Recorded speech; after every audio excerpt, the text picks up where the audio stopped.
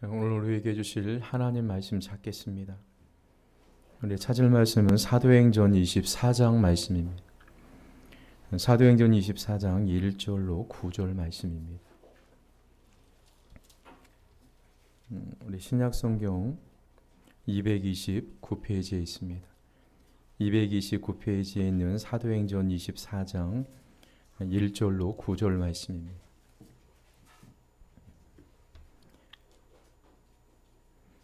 우리 1절로 9절 말씀 우리 한 목소리로 함께 봉독하시겠습니다. 다세오의 대제사장 아나니아가 어떤 장로들과 한 변호사 더둘로와 함께 내려와서 총독 앞에서 바울을 고발하니라. 바울을 부르매 더둘로가 고발하여 이르되 벨렉스 각하여, 우리가 당신을 힘입어 태평을 누리고 또 이 민족이 당신의 선견으로 말미암아 여러 가지로 개선된 것을 우리가 여러 모양으로나 어떤 곳에서나 크게 감사하나이다. 당신을 더 괴롭게 하려 하여 우리가 대강 여쭈옵나니 관용하여 들으시기를 원하나이다. 우리가 보니 이 사람은 전염병 같은 자라. 천하에 흩어진 유대인을 다 소유하게 하는 자요, 나사렛 이단의 우두머리라.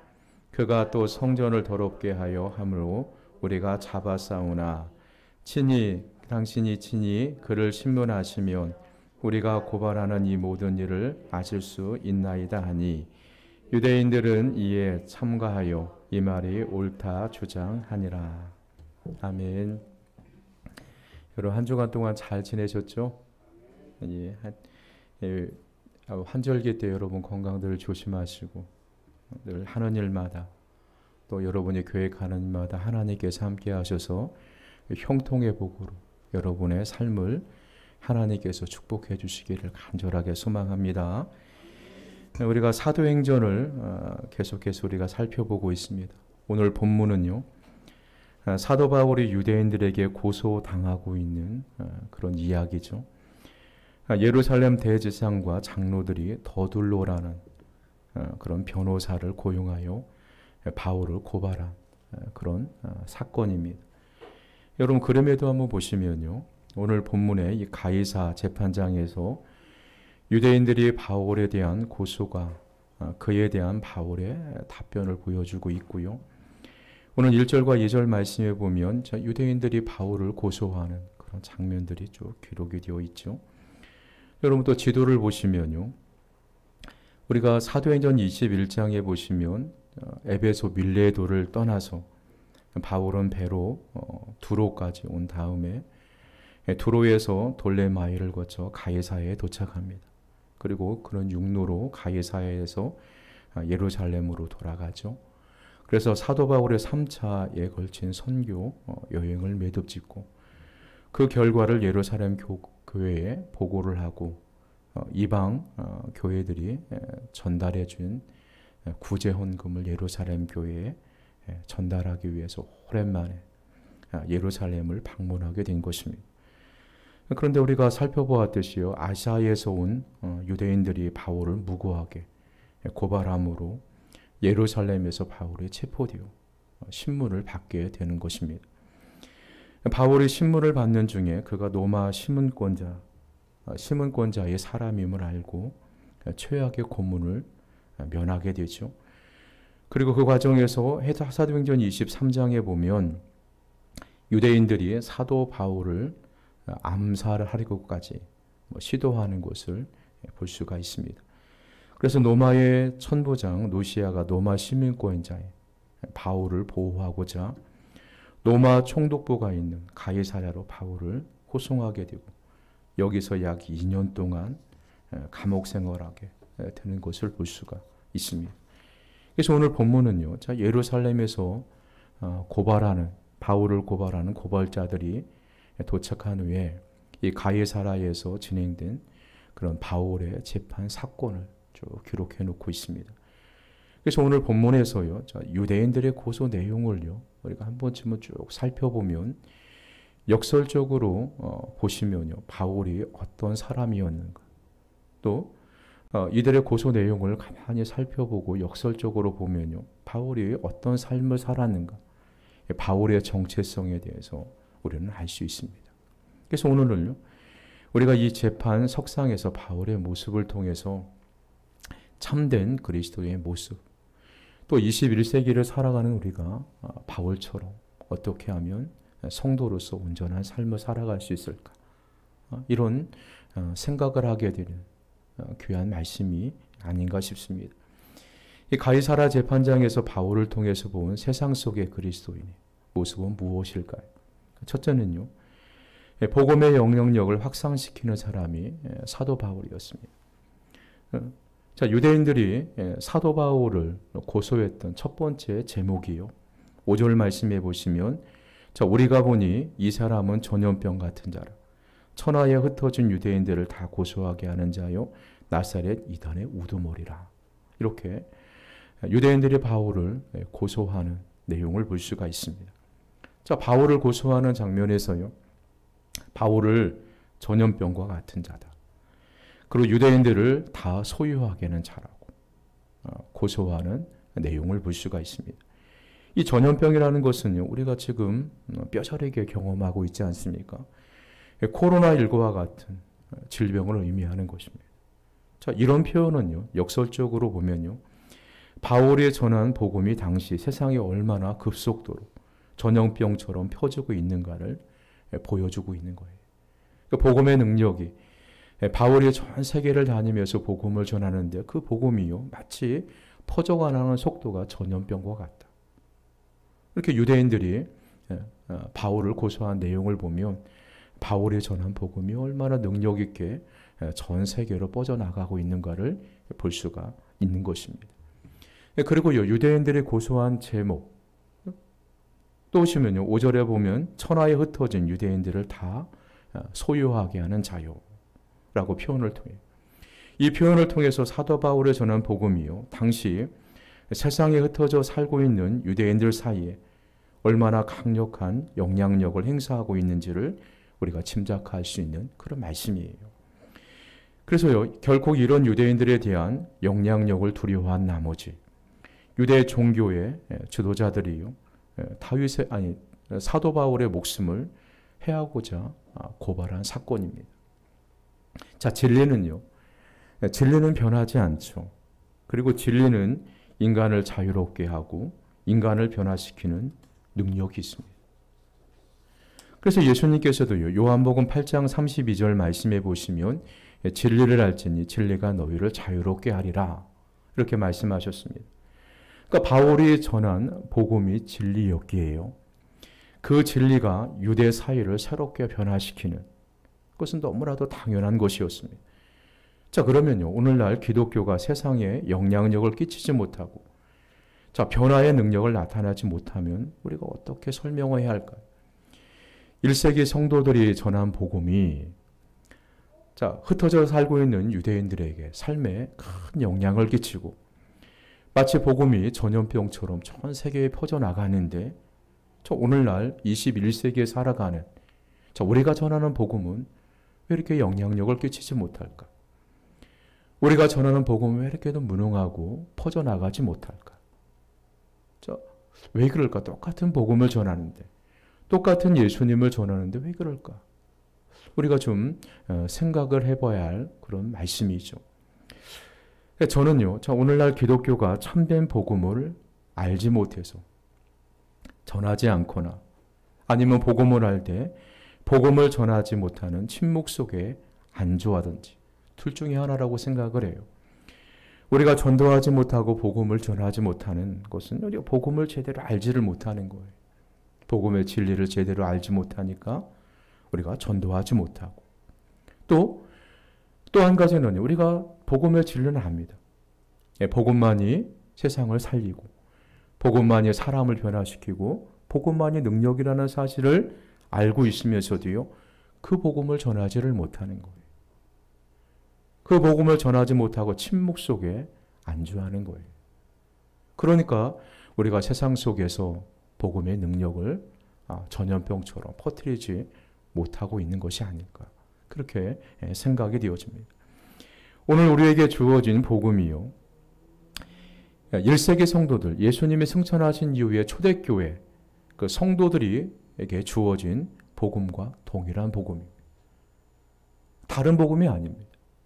자, 1세기에 예수님을 믿었던 그들의 믿음이요, 오늘날 우리가 믿는 예수님과 동일한 믿음이라는 것입니다.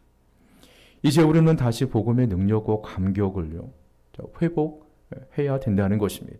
그리고 복음을 전해야 돼요. 자, 그리고 우리는 다시 전염병처럼 이 복음이 우리 사회의 구석구석마다 퍼뜨려야 된다는 것입니다. 이 복음으로 인하여 거룩한 소요가 일어나도록 해야 돼요. 자, 우리가 예수님 믿지 않은 그런 가정에 나 홀로 내가 신앙생활한다. 그러면요, 우리가 복음의 능력을 회복하고 또 복음의 진리를 알게 되고요, 우리가 기도하면서 하나님의 말씀을 전하면요, 가정의 소요가 일어날 수밖에 없어요. 복음으로 말미암아 소요가 일어날 수밖에 없다는 것입니다.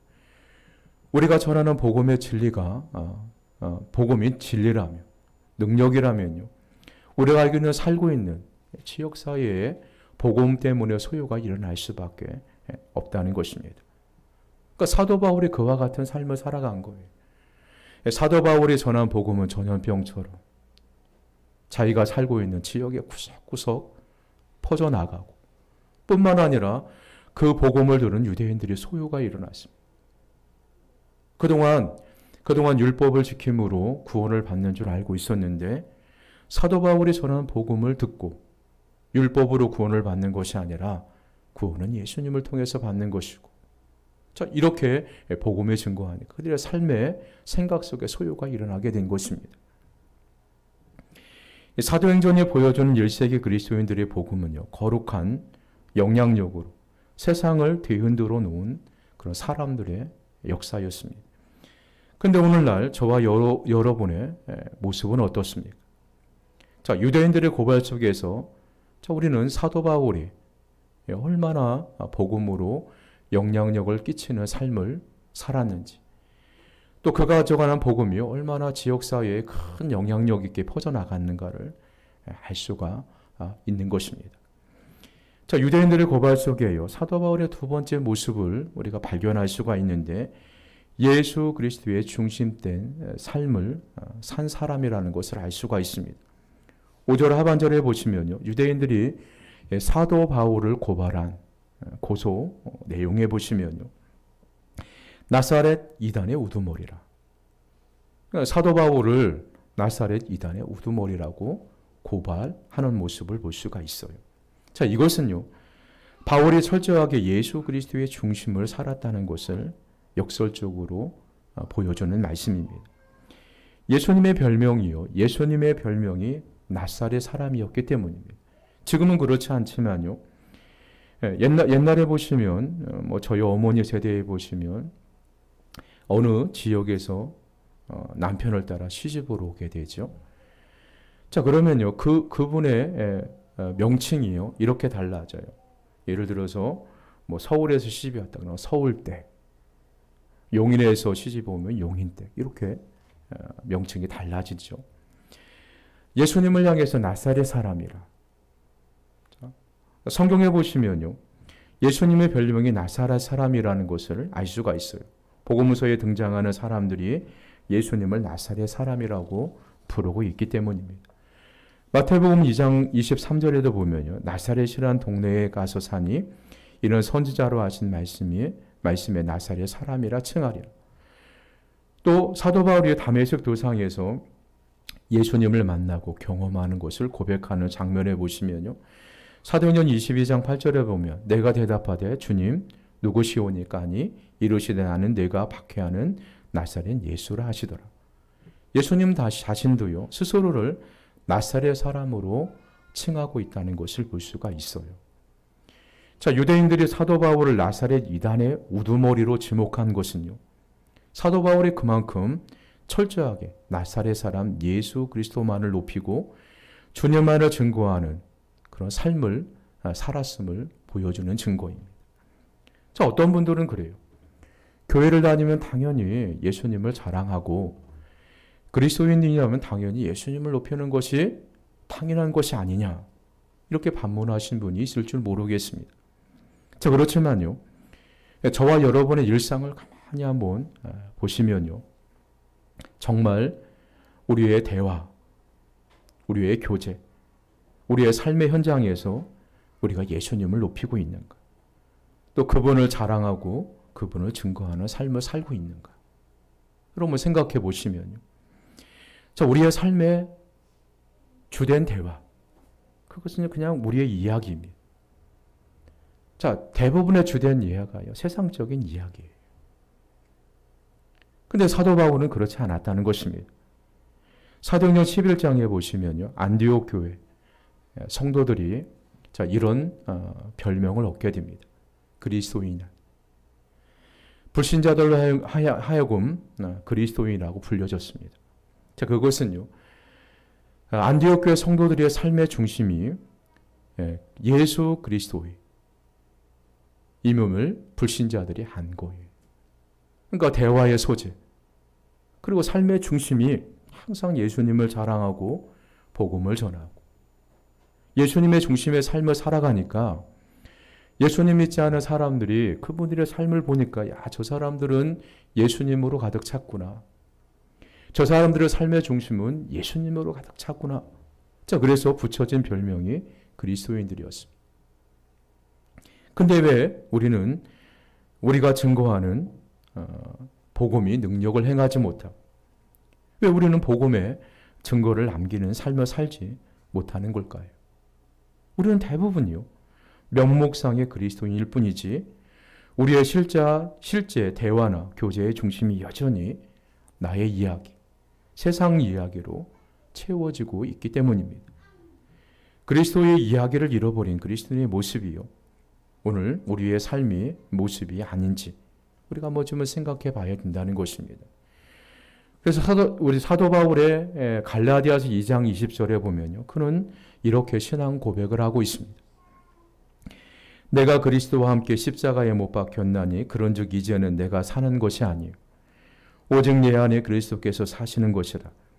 이제 내가 육체 가운데 사는 것은 나를 사랑하사 나를 위하여 자기 자신을 버리신 하나님의 아들을 믿는 믿음 안에서 사는 것이라. 그렇게 고백을 하고 있어요. 자, 유대인들의 고발 속에서요, 자, 사도 바울이 얼마나 예수 그리스도의 중심적인 삶을 살았는가를 우리가 알 수가 있는 거예요. 그래서 유대인들의 고발자들은 자, 나사렛 이단의 우두머리라, 그렇게 고발하는 내용을 우리가 볼 수가 있는 거예요. 그 고발 내용 속에는요, 사도 바울의 삶 자체가 예수님 중심의 삶을 살아간 거예요. 자, 우리가요, 사도 바울을 본받고 싶다면, 자, 우리가 정말로 믿음의 삶을 살고 싶다면, 복음의 능력을 회복하고 싶다면요, 먼저 회복해야 할 것이 무엇이냐면 예수님을 우리의 마음의 중심에 모셔드리는 것입니다. 그래서 우리의 삶을 통해서 예수님을 증거하는 삶을 회복시켜야 된다는 것입니다. 또 한 가지는요, 유대인들의 고발 속에서 우리가 세 번째로 사도 바울의 모습을 발견할 수 있는 것은요, 사도 바울은 한 영혼을 너무 사랑한 사람이라는 것을 알 수가 있습니다. 자, 유대인들이 고발한 죄목, 사도 바울의 죄목이 무엇입니까? 오늘 본문 6절을 보시면요, 그가 또 성전을 더럽게 하려 함으로 우리가 잡아싸우며. 자, 사도 바울의 제목이, 세 번째 제목이 뭐냐면 그를 성전을 더럽혔다. 성전을 더럽혔다는 제목으로 사도 바울을 고백하는, 그리고 사도 바울이 이런 고소의 내용으로 고발을 당하는 모습을 우리가 볼 수가 있어요. 자, 그런데요, 왜 사도 바울이 유대인들로 하여금 성전을 더럽혔다는 그런 고발을 당한 이유가 무엇입니까? 우리는 이 고발의 배경을요, 자, 사도 바울의 체포되던 사도행전 21장 28절과 30절에 보시면 그 이유를 알 수가 있습니다. 28절과 30절 말씀에 보시면요, 자, 외치되 이스라엘 사람들아 도우라. 이 사람은 각처에서 우리 백성과 율법과 이곳을 비방하여 모든 사람을 가르치는 그 자인데 또 헬라인을 데리고 성전에 들어가서 이 거룩한 곳을 더럽혔다 하니, 이는 그들이 전에 에베소 사람 드루비모가 바울과 함께 시내에 있음을 보고 바울이 그를 성전에 데리고 들어간 줄로 생각합니다. 온 성이 소동하여 백성이 달려와 모여 바울을 잡아 성전 밖으로 끌고 나가니 문들이 곧 닫히더라.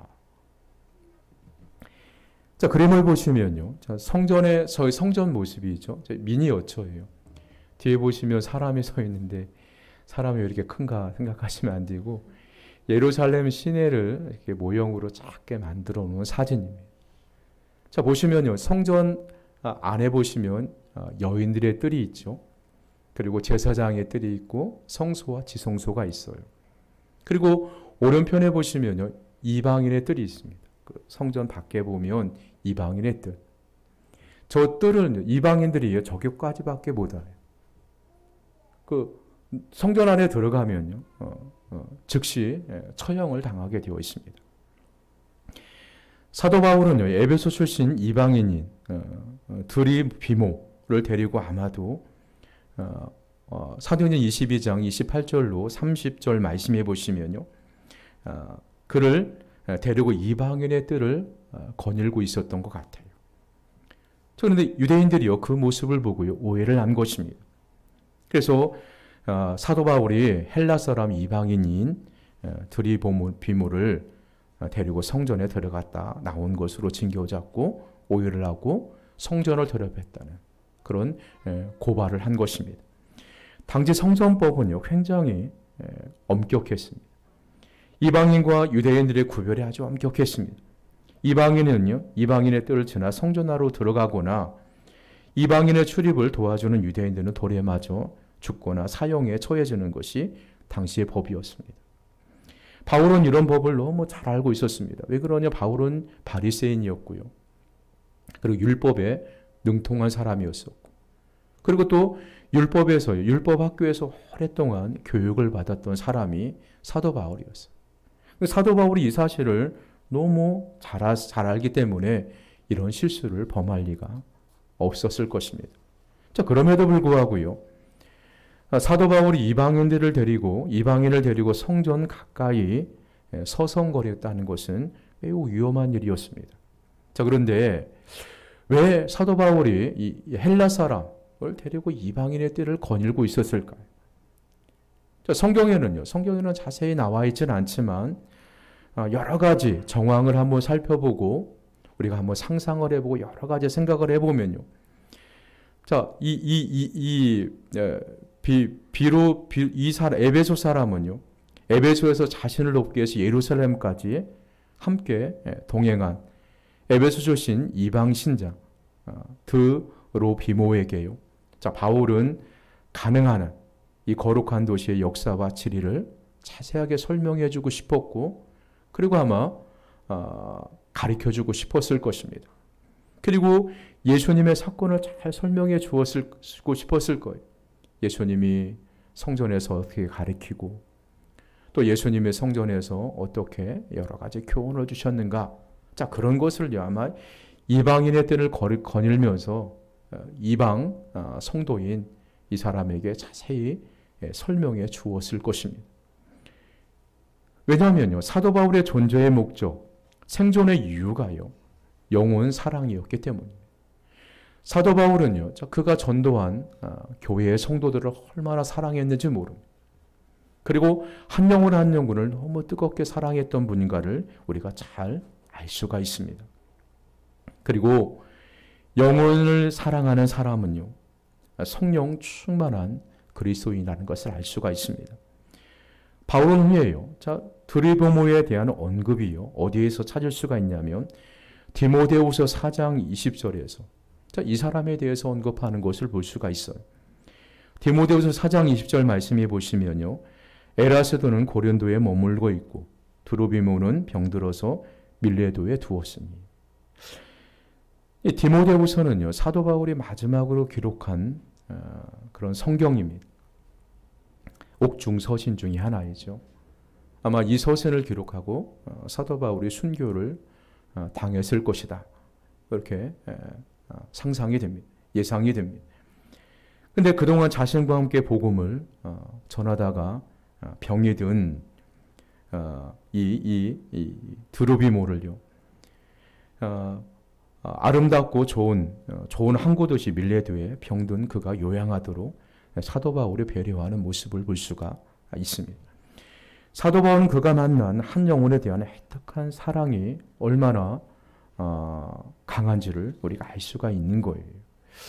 자, 우리도요, 만약에요, 자, 교회에는 수많은 사람들이 모여서 함께 예배드리고 함께 교제를 나누는 곳이죠. 과정 환경도 다르고, 살아온 환경도 다르고, 또 지적인 수준도 다르고, 또 여러모로 다릅니다. 생각하는 것이 다르고, 또 말하는 습관이 다 달라요. 자, 이런 사람들과 우리가 사랑의 관계를 유지하고 살아가려는 것이 보통 힘든 일이 아니에요.